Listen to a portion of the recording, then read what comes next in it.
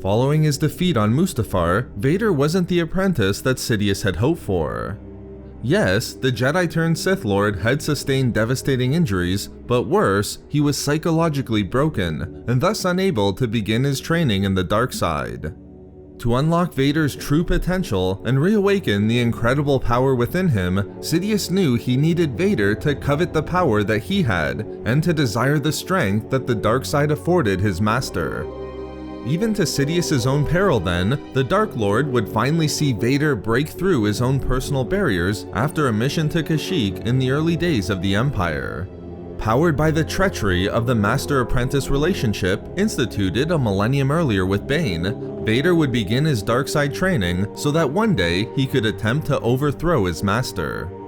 While Sidious succeeded in reawakening his apprentice, little did he know, Vader's attempt to overthrow him wouldn't happen years later, but only 3 months into the era of the Empire.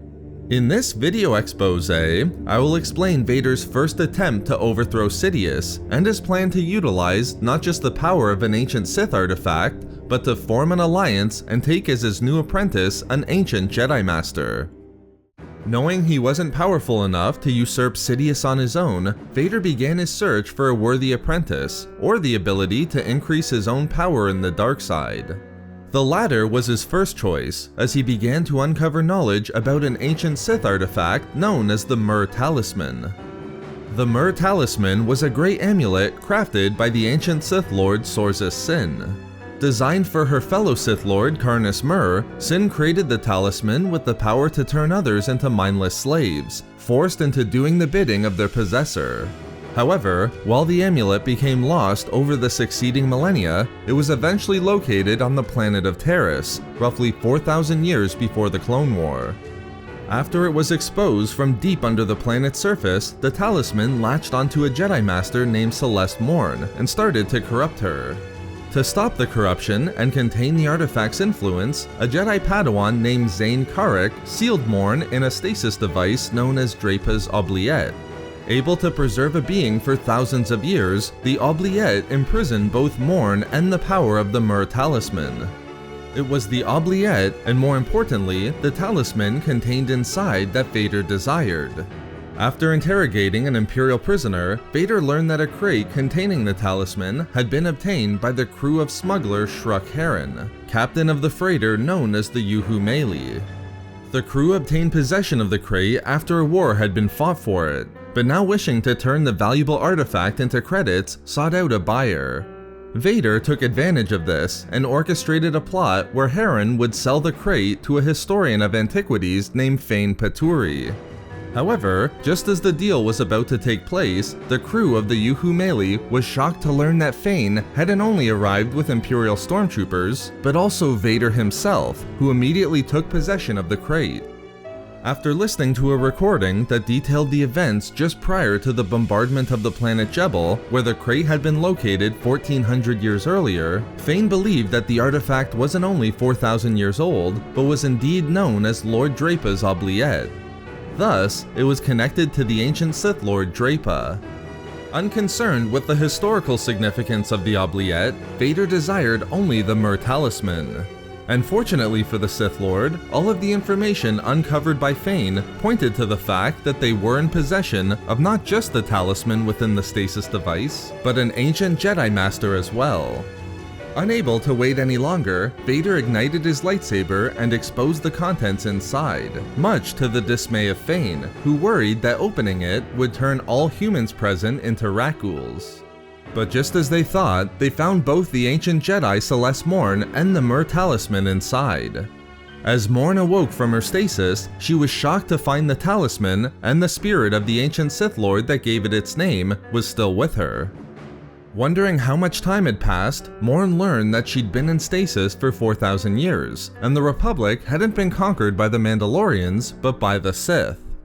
Angered that the ancient enemy of the Jedi was now in control of the galaxy, Morne turned upon Vader and engaged the Sith Lord in a lightsaber duel. While in lightsaber combat, Vader felt the ancient Jedi being consumed by anger and fear, recognizing that she was already beginning to tap into the power of the dark side. Understanding she would be a powerful ally against Sidious, Vader offered Morne a chance to become his apprentice, an offer she quickly rejected. As the duel continued, the spirit of the ancient Sith, Muur, began to taunt Morne, telling her that Vader was too powerful for her, and that she must give in to the power of the talisman if she wished to emerge victorious. Although she initially wanted to hear none of it from Karnus, as Vader took the upper hand, clearly better than her, Morne slowly began to see the truth in the ancient Sith's warnings. Vader was stronger, but in order to prevent him from using the power of the artifact, she couldn't surrender, and fought on through the desperate odds. Ultimately, Vader was able to disarm her. As Vader pointed his lightsaber directly at the ancient artifact that hung from her neck, Morne was in an impossible situation. She could either give in to Karnus and use the power of the talisman to defeat Vader, or allow the Sith Lord to kill her, take the talisman for himself, and she'd die knowing that the galaxy would be doomed through the combination of Vader's unrestrained rage and the power of the ancient artifact. Fortunately, she also felt Vader begin to come to a startling realization as well. As Vader could feel the power of the talisman around Morne's neck, tempted to take it for himself to overthrow Sidious, Vader started to worry that he might be trading in one master for another, becoming subservient to the spirit of Muur and the power of the talisman. While Vader was making his decision, he noticed the historian Fane begin to abandon the situation. Stopping him with the Force, it wasn't long before Vader realized that Sidious was actually playing a role in these events, using Fane to spy on him after the Dark Lord of the Sith felt Vader's intentions for betrayal. However, through the Sith magic imbued within the talisman, while Vader was protected through the Force, Fane was transformed into a Rvmuller and then cut down by Vader.